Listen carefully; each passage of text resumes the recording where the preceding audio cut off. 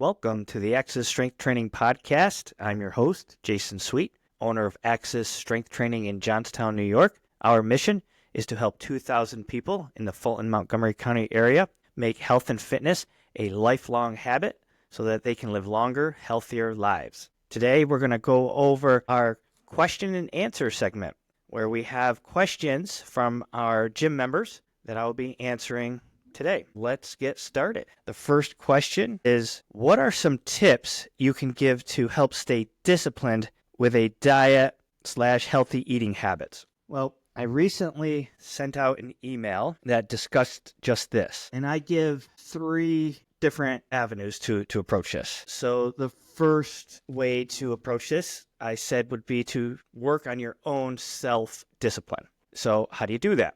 Well, I suggest you start small. So start by making the easiest changes first and then build off of that. So you're going to get some momentum going. So here's an example of that. So if you're struggling with healthy eating and staying on track with your health and fitness and your nutrition in general, one of the easiest places to start is just by drinking more water. So we do challenges at the gym every so often, and one of them is called the Healthy Habit Stacker. So we always start that challenge with drinking a minimum of 64 ounces of water daily. So that kind of gets the ball rolling. That's the first habit you would create, is just simply drinking more water. All right. And then after you do that for a week, we're going to add another habit. And that could be adding 2 to 3 servings of vegetables each day. And then it might be to increase your protein intake. So we're just taking the easiest things first that will make a difference in your nutrition and building upon that. So that's my first suggestion. Start small, create some good habits, and build from there. A second way, if you're struggling with discipline, is to have some friends hold you accountable. So if you have some really good friends who are going to be honest with you and truly hold you accountable, not the friends that are going to say what you might want to hear or, coddle you when you have excuses or anything like that. You want to avoid those friends for this. You want the real friends that are going to tell you the truth and say, nope, you're off track. You're not doing what you said you would do. Let me help you get back on track. So that would be my next step. And if you just don't have those friends, or you can't count that they'll be there when you need them, I recommend hiring a coach. So this, to me, is one of the best ways to hold you accountable. I hire coaches all the time. I have coaches for my business, for leadership, for weightlifting. Hiring coaches is a game changer. So if you are really looking to make a difference in your health and fitness, I would say hiring a coach is probably the best thing you can do.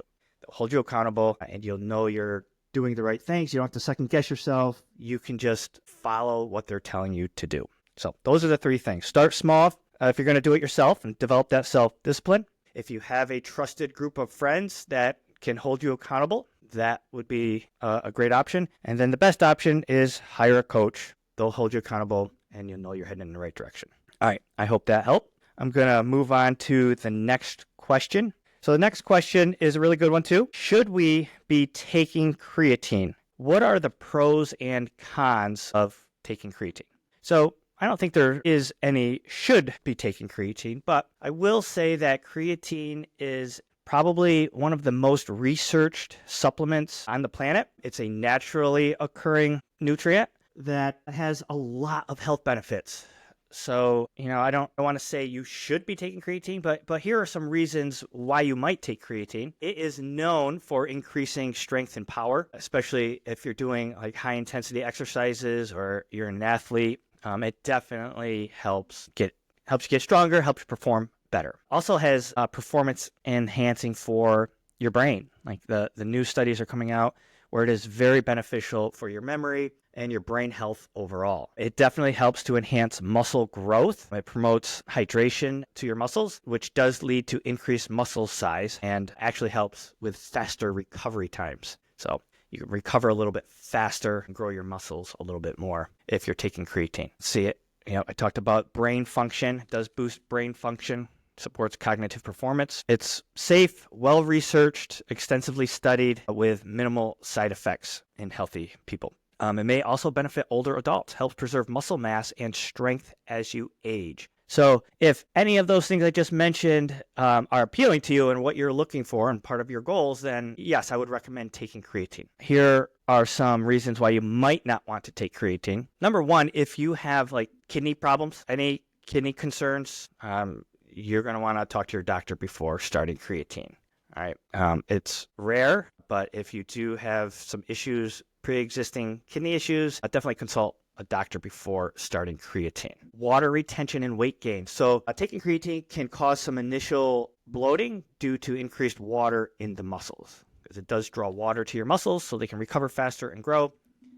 So if you're concerned about having some water retention, you might not want to take creatine. Some people may experience stomach discomfort, some digestive issues while taking creatine, but typically, creatine is pretty safe and has very few side effects. You definitely want to drink more water when you're on creatine. I think it can be a little bit easier to become dehydrated because it does pull water into the muscles. So you just want to stay nice and hydrated. And it does require some consistency. It's not like you can just take it, I'm going to do a hard workout today and I'll take it and think you're going to get the benefits of it. It does better taking consistently.